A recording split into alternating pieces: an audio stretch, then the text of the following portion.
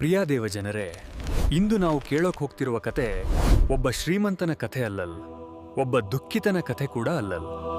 ಇದು ನಂಬಿಕೆಯ ಪರೀಕ್ಷೆ ಎದುರಿಸಿದ ಒಬ್ಬ ದೇವಭಕ್ತನ ಕಥೆ. ಅವನ ಹೆಸರು ಯೋಬ. ಒಮ್ಮೆ ಉಜ್ ದೇಶದಲ್ಲಿ ಯೋಬ ಅನ್ನುವ ಒಬ್ಬನು ಬದುಕುತ್ತಿದ್ದ.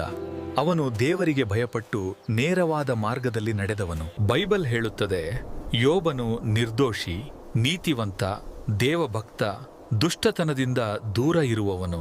ಎಲ್ಲವೂ ಇತ್ತು: ಸಂಪತ್ತು, ಜಾನುವಾರು, ಕೆಲಸಗಾರರು, ಮಕ್ಕಳು, ಸಂತೋಷ, ಗೌರವ. ಒಂದು ದಿನ ಸ್ವರ್ಗದಲ್ಲಿ ಒಂದು ಸಂಭಾಷಣೆ ನಡೆಯುತ್ತಿತ್ತು. ಸೈತಾನ ದೇವರ ಮುಂದೆ ನಿಂತಿದ್ದನು.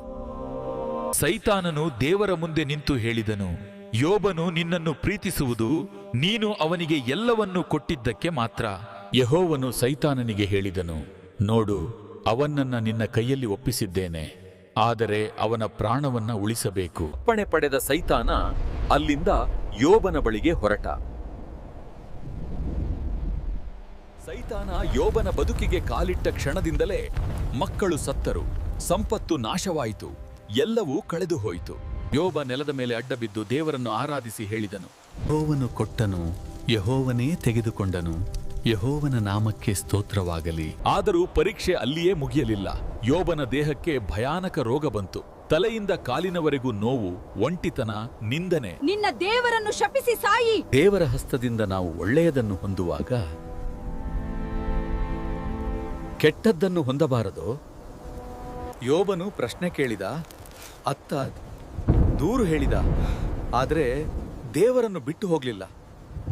ಆಮೇಲೆ ದೇವರು ಯೋಬನ ಜೀವನವನ್ನು ಬದಲಿಸಿದರು. ಅವನು ಕಳೆದುಕೊಂಡಿದ್ದಕ್ಕಿಂತ 2 ಪಟ್ಟು ಆಶೀರ್ವಾದ ಕೊಟ್ಟರು. ಪ್ರಿಯ ದೇವ ಜನರೇ, ನೀವೀಗ ದುಃಖದಲ್ಲಿದ್ದೀರಾ, ಪರೀಕ್ಷೆಯಲ್ಲಿದ್ದೀರಾ, ದೇವರ ಉತ್ತರಕ್ಕಾಗಿ ಕಾಯ್ತಿದ್ದೀರಾ. ಯಾವನ ಕತೆ ಹೇಳೋದು ಒಂದೇ: ದೇವರು ತಡ ಮಾಡ್ತಾರೆ, ಆದರೆ ನಿರ್ಲಕ್ಷ್ಯ ಮಾಡೋದಿಲ್ಲ. ನಂಬಿಕೆ ಕಳೆದುಕೊಳ್ಳಬೇಡಿ. ನಿಮ್ಮ ಅಂತ್ಯ ನಿಮ್ಮ ಆರಂಭಕ್ಕಿಂತ ಮಹಿಮೆಯಾಗಿ ಮಾಡ್ತಾರೆ. ಆಮೇನ್. ಸತ್ಯದ ವಾಕ್ಯ ನಿಮಗೆ ಮಾತಾಡಿದ್ರೆ ಇದನ್ನು ಮೆಚ್ಚಿ, ಹಂಚಿ ಮತ್ತು ಚಂದಾದಾರರಾಗಿ.